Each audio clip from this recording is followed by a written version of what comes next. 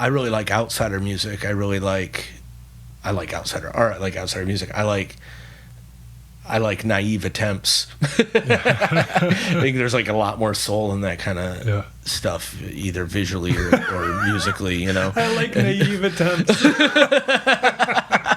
I mean it though. I mean that's the stuff that really speaks to me. God damn, you just came up with a mission statement for my life.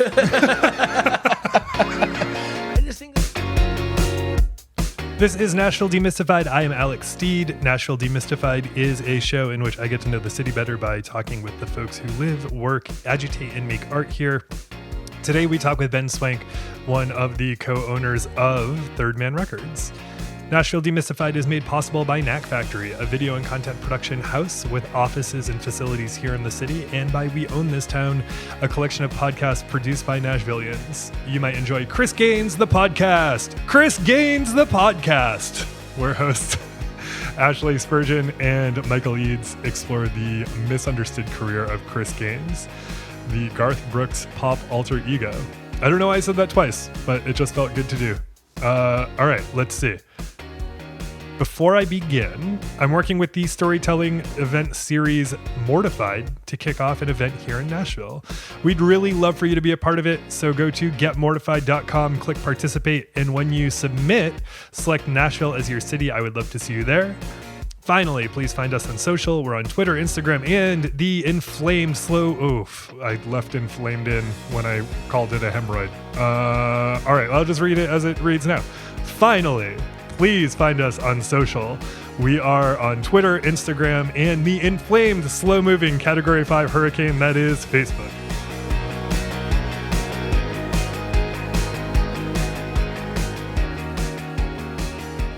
Ben Swank got to Nashville a day or so before Third Man launched, and so his and the label's history here in the city are more or less one. Before he came to Nashville, Ben was the drummer for the Soledad Brothers, a garage rock band from Ohio. Since Nashville Demystified is primarily interested in how the city is, how the city was, and where the two meet in the middle, Third Man is an interesting focus. It just celebrated its 10th anniversary, something that feels to me, an outside observer, like a blink of an eye, and according to Swank, he also feels very much the same way. And significant to our area of interest, as an institution goes, Third Man is still relatively new next to many of the city's larger institutions. But also, it has undeniably become an institution. It's a bridge between the last days of Nashville before the flood and the city that we know today. I should also note quickly that we didn't touch on it here in this interview, but Ben is set to launch a small label called Plant Life Records, which he teased a bit on Instagram last week. It didn't come up in this interview, but I figured it worth a mention. I emailed Ben about it, and he wrote the following. Third Man Records and home life takes the priority and majority of my time, but I have 3 releases in various stages of production to hopefully be out by the end of October/early November. One is by Rich Ruth. It's called Calming Signals. It's a co-release with General Records. It's an LP. One is by Hush Arbors. It's called Easy by Nature. It's also an LP. And one is by Kings of the Fucking Sea. It's called The Death Dealer, and it is a 7-inch. Again, it's all coming out under Plant Life Records. He says, it's just a way of exploring some projects that feel personal to me and that don't fit into the context of Third Man for varying reasons. It's largely, it'll largely have a focus of psych, damage, and ambient, and anything else left of the dial. I should say that I saw Ben not long after this interview at Grimey's, and he was telling me in depth about a book that he'd run into about a series of various psych things, and he was lit up like a young one on Christmas. Just this man is into psych. So anyway, keep an eye out for that. Okay, I'm super stoked. Let's talk to Ben.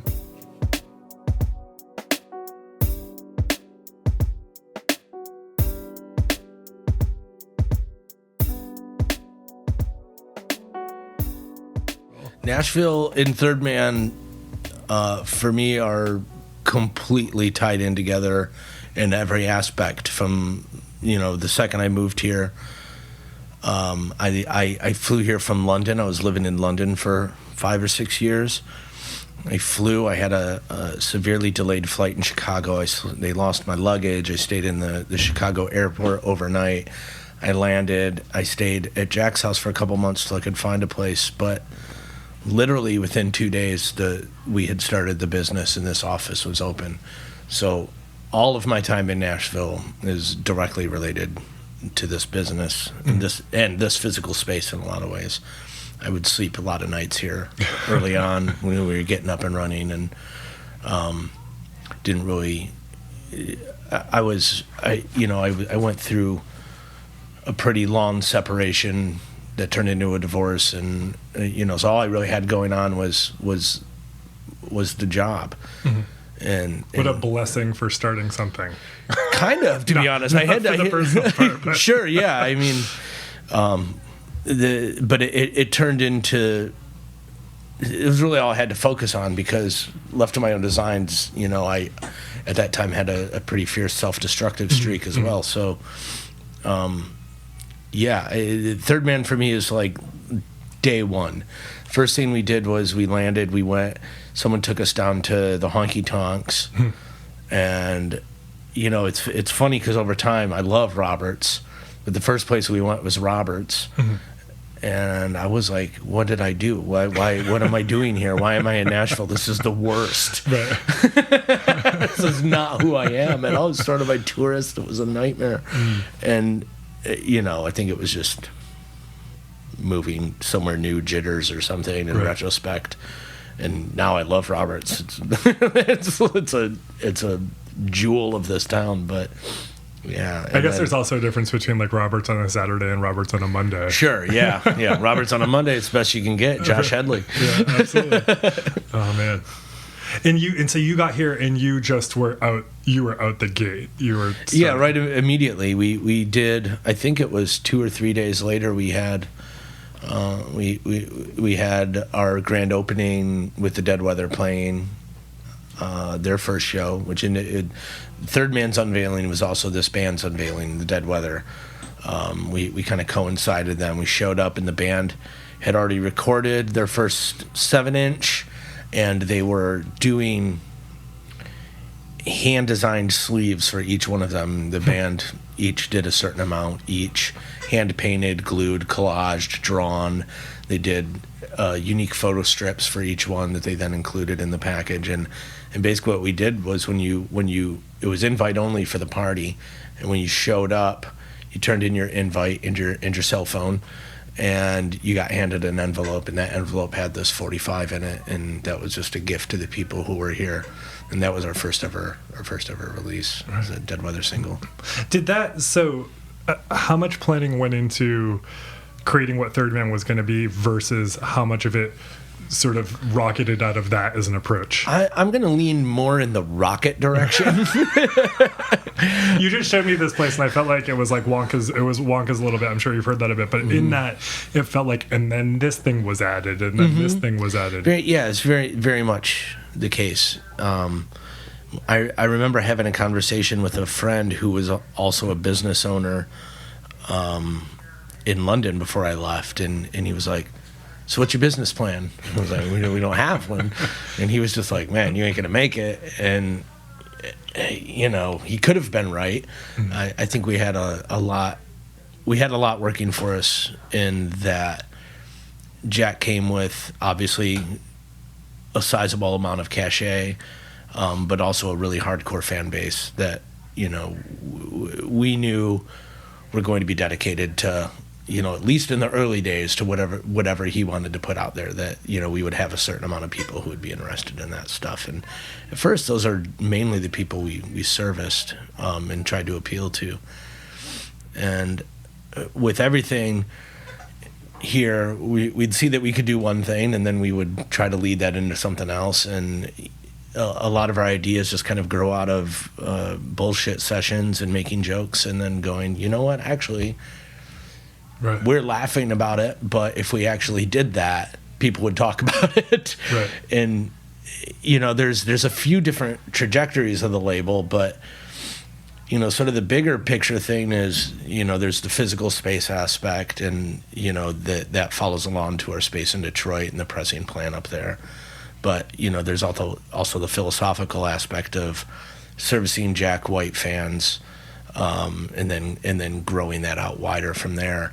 And one of the early goals was just to get people interested into the idea of vinyl and as a product. And in a lot of ways, we were right on time with this sort of vinyl resurgence that I think we played our part, but I think it was also happening in its own way as well. But we did a lot of kooky novelty sort of things, liquid-filled records inside of records, X-ray, printing records on X-rays, things like that. Largely as a way of just having a news piece out there to direct people's attention to this physical idea, and the tangibility and romance of that. And then we got to a point where it's like, okay, we don't want to be those jokey novelty guys anymore. We'll still do limited editions of everything, but not everything needs to be a big P.T. Barnum moment, because we started looking and we were like, well, I actually have a pretty large customer base that they don't buy into all the other stuff we do. They just vote with their money via online sales or whatever. We saw that, well, we're now functioning like every other label. Maybe they don't know who all of their audience is all of the time. Maybe they know by project. And so we now have those two sort of worlds. We have the hardcore Jack White fans that have been there all along, and there's probably a few people that have picked up all 600 plus releases over the years. But then there's just a lot of people that maybe don't care about Third Man or Jack White or who that is as a brand or an entity, and just care about some of the music that we're putting out. And I think that's a nice sweet spot. But was it all purposeful? Yes and no, but mostly I think we've just always looked at what's working and what isn't and tried to make adjustments, and often there's inspirational ideas that we'll just jump into, whether it on the surface makes good business sense or not. Right. It's like the difference between this guy is important in a lot of different ways. The guy, what's his name, Scott Adams, who came up with Dilbert. Mm-hmm. He talks a lot about the difference between like systems and goals, right? And it's like a goal is like, we're going to do specifically this thing and this is the outcome, and a system is like, we're going to like make this thing and it will be capable of implementing sort of our ideas, ethos, or philosophy. And it sounds like you're much more in the latter category. I think so. I didn't mean for this to be a business podcast, but I'm curious. No, it's okay. I got thrown off with the Scott Adams reference. Sure. It's going to show up and throw baby blood on me or something. When I read that takeaway, I was like, "Oh, this is so good. I wish it wasn't Scott Adams." The angriest man on Twitter. I think what we have here that's really good is we've got a good mixture of personalities, where I'm somebody who very much leads with his heart and I'm very much a heart on his sleeve guy. What you see is what you get. I'm cautious in a business sense, but at the same time, if something feels good, I just really want to do it no matter what. And I think Jack's a bit that way as well. I think we all have a bit of that. My partner, Ben Blackwell, is one of the more pragmatic people I've ever met, and he's a brilliant problem solver, and he's often the smartest guy in the room, though I wouldn't say that to him. And then there's Katie Studley and Chloe Cooper, who kind of help us on sort of. It's hard because we don't have business titles, so it's hard to encapsulate in a soundbite, but they kind of help run everything here for us, administration wise and staffing, but also pitch in on any kind of like business initiatives or marketing stuff, things like that. They're also involved in that stuff, and those two are far more practical than the Bens and Jack. And we find a nice spot in the middle where there's a good vibe of that everybody kind of pitches in as and where there's a good checks and balance system just via conversation, and everybody knows each other really well, that we can rein each other in where we need to. And but yeah, we've worked hard now that we're on the Forbes 500 podcast. We just pivoted hard. Yeah, this is what this is about now. Well, no, it's interesting to me, and I don't get to talk much about it. So feel free to do a lot of post editing. Sure. But we've actually worked pretty hard the past few years of, because we started with no job titles and because we started with just 2 people and grew from there.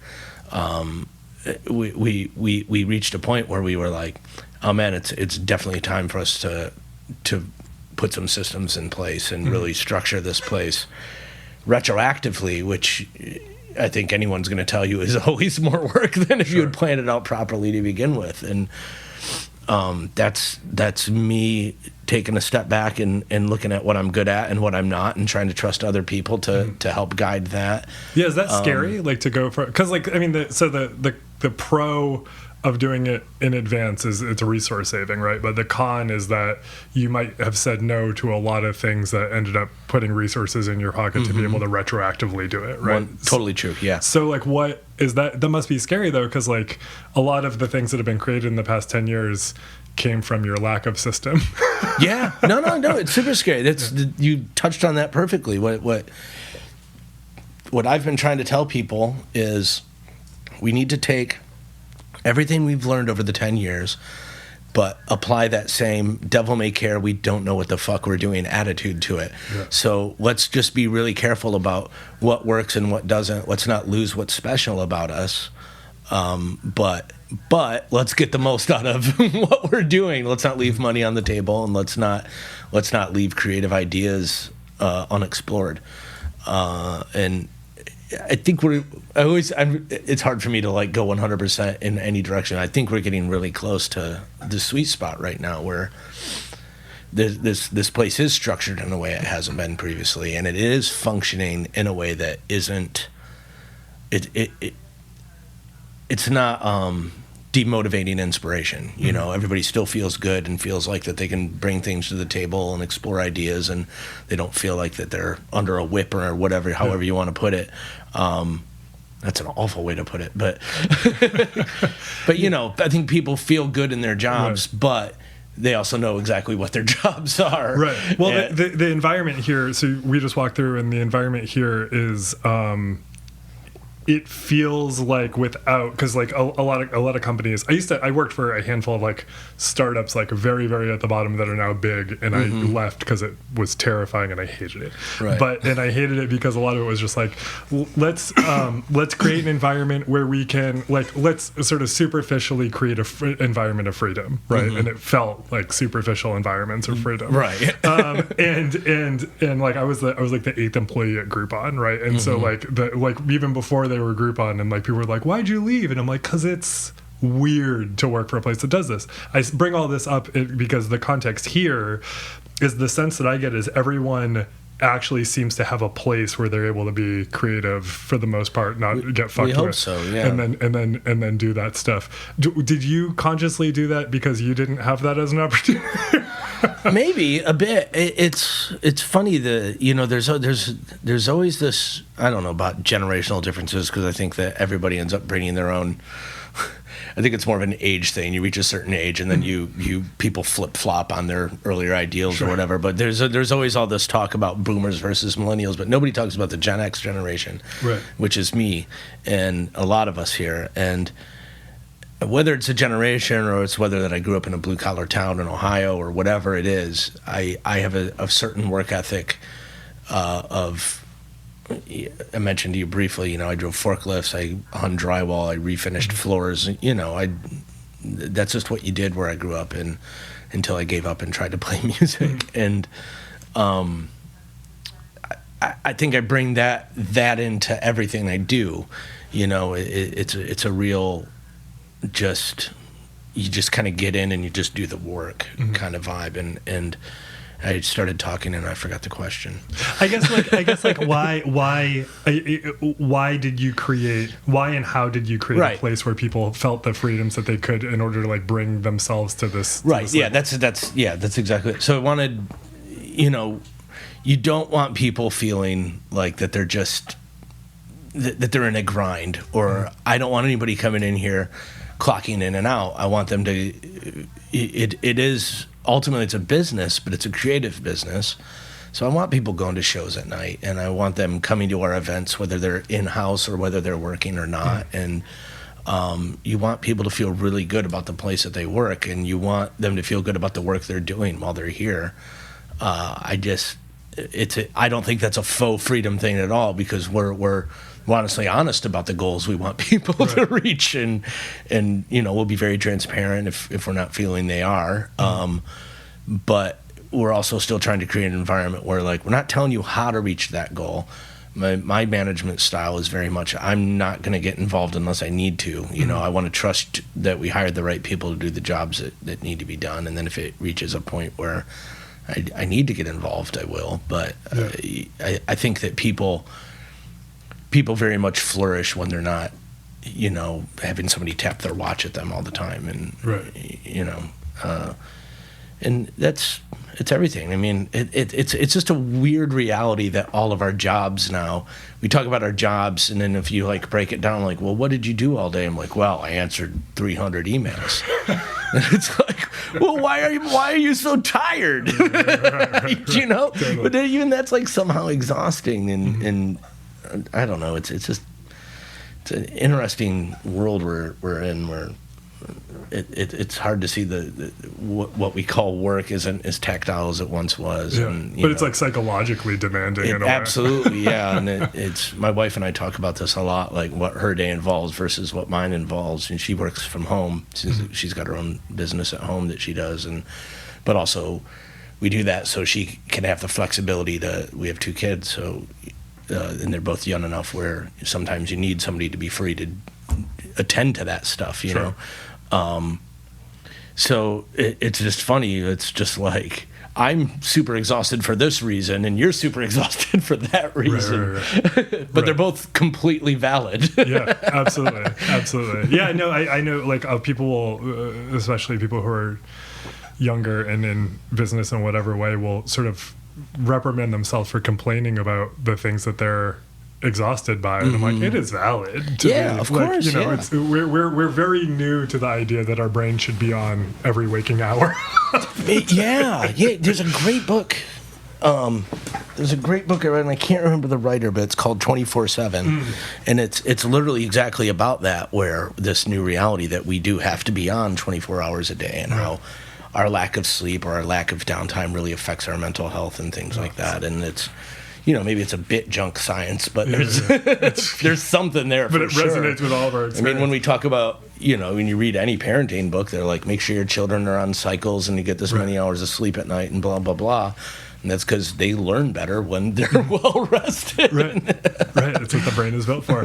Can you tell me what? So I look around, not just in this office, but I look around throughout everything I saw, sort of on the factory floor, everything I saw in design, and something I admire just greatly about Third Man's presence in the commercial creative world is the attention to aesthetic detail.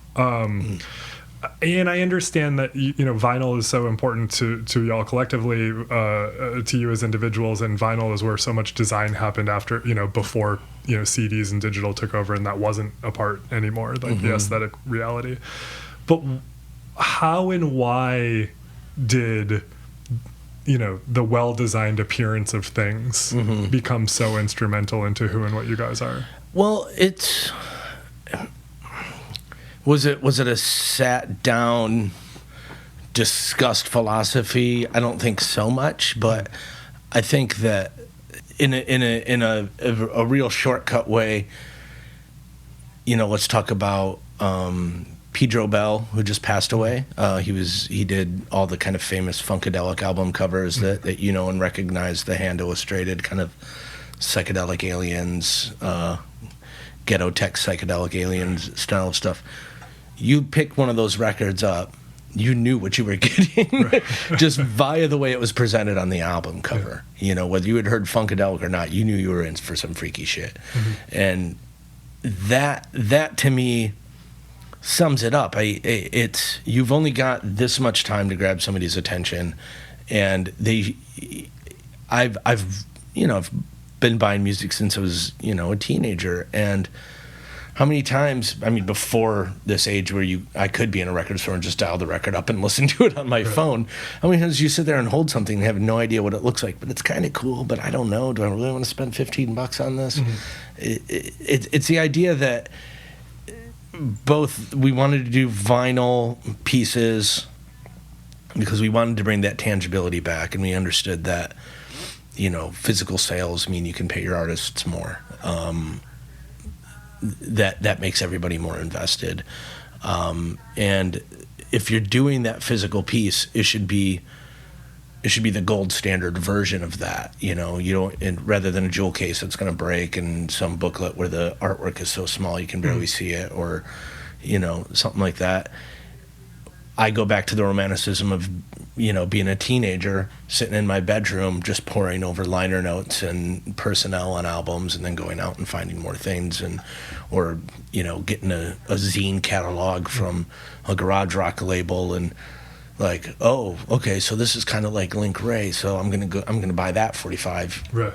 I just kind of go back to that sort of discovery process, and want to make that almost a shortcut for people of, this is the definitive version, and you should know what you're buying just by looking at it in some way. I mean, it's all a little bit like in the air and vague, but right. We always we always say to our design department, like, can't you just listen to it and then tell us what it looks like? right. Which is maybe ridiculous, but it's. I think when I hear something, I have images and colors in my minds associated with what I'm hearing, and just trying to translate into that. Things mean something. Things aren't so segmented or compartmentalized. Right. Well, I like what you said about the books earlier, which was like I forget exactly how you said it, but like books don't need any more barriers or something like that. Yeah. We don't need anything else working against them, because it's already, we all grow up like, what are you reading for, nerd? Right. And exactly. They need to be. You need that aesthetic appeal. Some people need that little extra push to get into something. Right. Yeah, there's like a book on that shelf, the Secret History of Mankind, and it looks like the driest book you've ever seen, and it's from that era of early National Geographic travelogues where people had never been to Papua New Guinea or whatever, but you open that book up and it's fantastic. There's like all these worlds in there, but you'd never know it by looking at the cover. Right. And can't judge a book by its cover, but you should be able to. 100% you should be able to judge a book. There's no more excuses. Like, you can actually make good covers now. That's right. Can you tell me what? So you've been in Nashville for. Sorry, that was me. You've been in Nashville for 10 years, right? It aligns with the label. Can you just tell me what's Third Man's place in Nashville? Man, good question. Always asking myself that. Yeah. I think at first we wanted to occupy almost an observational place, and it was seeing that the town sort of had some momentum happening in different scenes, that we were very cautious of coming into town and saying, okay, this is all of ours now. This is, just coming in and signing a bunch of young bands. And towns love that. Yeah, right. But even, this is before a lot of those conversations were happening, right. Because it has been in the past 10 years where suddenly there's every mid-sized town in America has had this huge gentrification process going, and these conversations about ownership and space and things like that.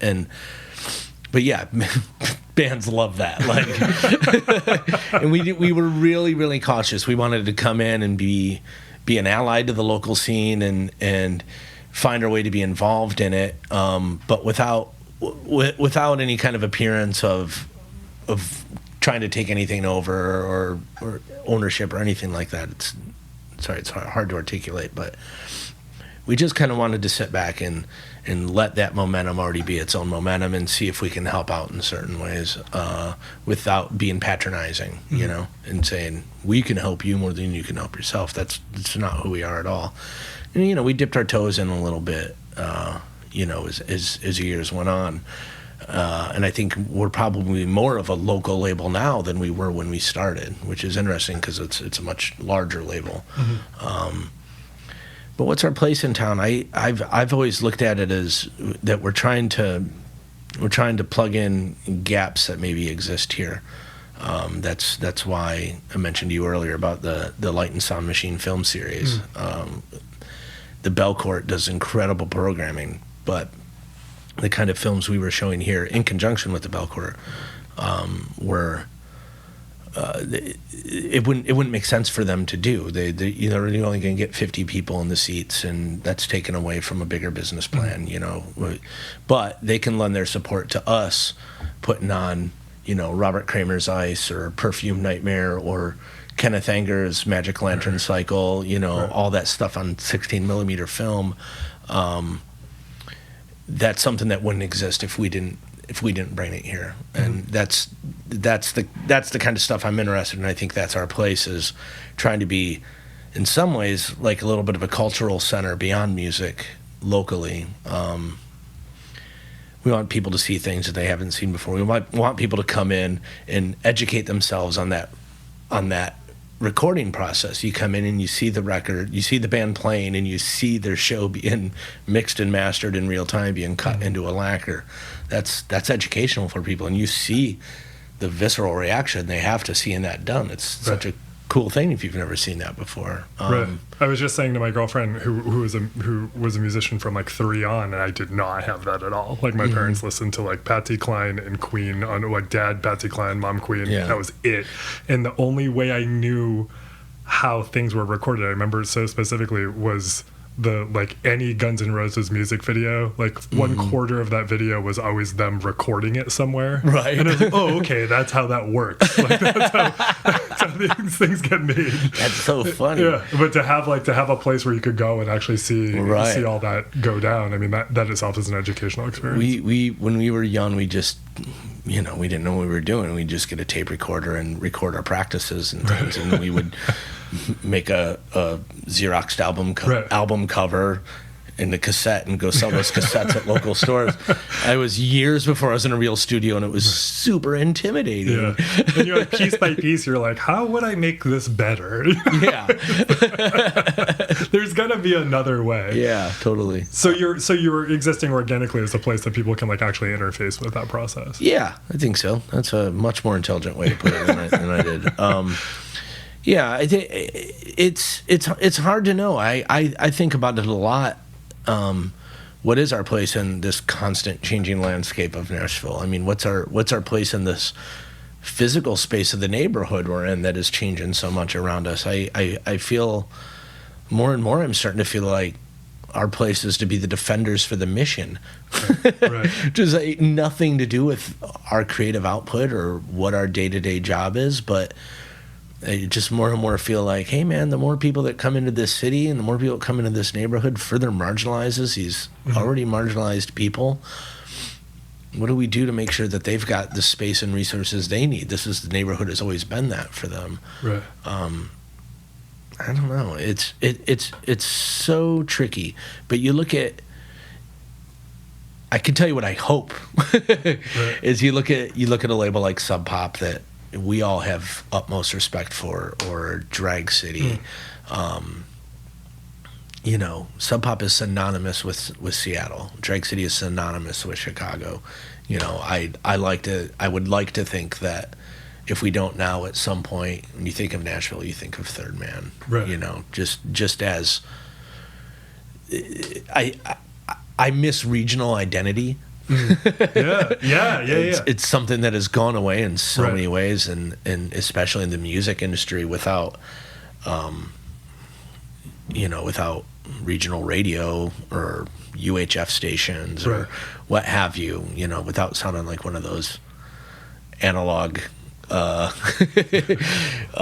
what's the word, obsession fetishist. Sure. Without being an analog fetishist, I do miss that time when Toledo, Ohio had an identity. Detroit, Michigan had an identity.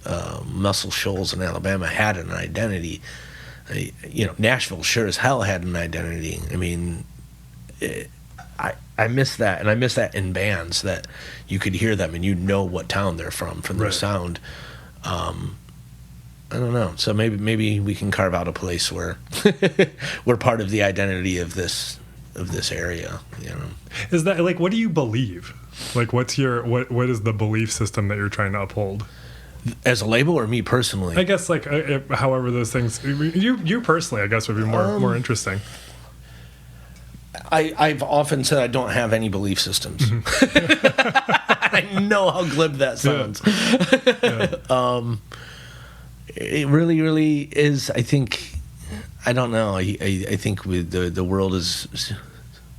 This is removing me from the third man context, sure. You know, which is difficult sometimes, because I became acutely aware early on that anything I say in any kind of public sphere is immediately attached to the label. Right, of course. But, you know, me, myself, I see a very indifferent world.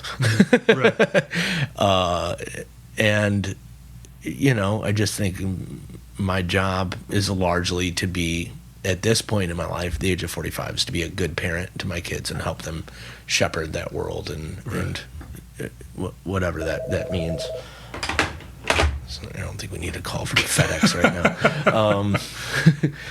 now. So, you know, I don't have like a belief system as far as spirituality is concerned or anything like that. I think I believe in a cosmic vibration, and I believe in the science aspect of that, is that we're all made of star stuff and a Carl Sagan-esque kind of thing. I think we're all connected. I could probably just grab from a bunch of different philosophies and ascribe them to one thing. But I think the belief system of the label is very much just to support art and artists of all ilks, completely genreless. If something speaks to us, we want to work with it. We want to amplify what other artists believe in and stand for. Jack White is, I think, unfairly doesn't get the credit he deserves for funneling so much of his personal resources into that mission. From this label is a testament to that. I mean, that guy could have sat on however much money and never put this into this. This is, you know, he does this to help other artists get their music out there in the world and do it in a physical way where they can make more money from that art. Right. And you know, from the pressing plant to everything, that's just all about him supporting culture and art in the way, in the aspects he cares about, you know. Right. That's what Third Man is honestly based on. And I think any number of companies or businesses across the entire spectrum, not just music, will rely on that PR bullshit of, hey man, we're just here for the community. But right. I think Jack's track record absolutely speaks to that. Right. And maybe he doesn't get enough credit for that. This is my attempt to say that out loud for him. I think that's right. And the reason that I say that is so I was a little older when the White Stripes started to be in like Spin and stuff like sort of started to get larger coverage. And then I remember buying the first 3 albums sort of based on, I had to be like 18 or 19 or whatever. And it was the first time I was able to see a modern band have a concept, right? And multiple concepts, both visual and sort of what was happening audio wise. And I haven't really thought about until you're just saying this now that lens and sort of that projected lens applies to this, you know, applies to the label. Absolutely, 100%. When you look around here, I mean, you're going to see all the garage doors are primary colors, and you're going to see that all black walls face one direction and all red walls face another, and there's no adjoining surfaces that are comprised of the same materials. And there's things like that. He likes to create, a little off topic of what you were saying, but it does fit. He likes to create perimeters to work around. He likes to challenge himself. He likes to challenge us. He believes, and I agree, that limits can lead to great ideas and creativity. Right. You know, he always talks about how when he sets up on stage, he likes to put his guitar pedals just a little bit further away than they should be, so he has to work for it, or things like that. Just small little things like that in his daily life. He also believes, and I don't want to speak for him, but, you know, these are things he's said in interviews over the years, but he, you know, he also believes somewhere around that third record, he hit the jackpot. I'm going to be an artist. I'm going to get to do this for my life. Right. What a gift. I have a responsibility to create something every day. That's what an artist is. An artist doesn't sit around and do something once a year and you know, and then tour on it for 2 weeks and then be done. You know, you go out and you work on something every day of your life. And so for him, the label can be a part of that. And you know, I don't think there's any hard dictum to us here at the label to think in those in that same way, but I think we do. I think nobody comes in and just like logs into their computer and starts watching YouTube videos around here. You know, we're all just we all understand that responsibility of, you know, it doesn't matter what level the artist is at, is what they're doing for the living. It's so important to them. And I think often when you're on this side of the desk, you get wrapped up in your numbers and your spreadsheets and your checks and balances and, you know, your checklist of what do I do for a campaign and is it working or whatever. And you forget that it's easy to forget that you're dealing with human beings over here that they feel like this is their biggest opportunity in the world and they're really relying on you to care as much about it as they do. And so it's a pretty big responsibility to make sure that you're challenging yourself every day for those people. Yeah. Well, that answers a question I didn't ask before, which was when I was asking about the aesthetic stuff. I was like, wouldn't it just save you money to not care about it? Right. Oh, sure it would. Yeah. Right. But that goes against sort of like that you just I think you just accidentally answered the belief question. Yeah. You're right. You're doing this on behalf. Well, I told you that before we started that I have to really talk through things. Oh my God, I'm the same. I don't have any stock answers for anything. Sometimes I start asking a question and land on a different one. I'm like, I don't even know how that I will talk and talk. It may not be what you want to hear. But. That's like,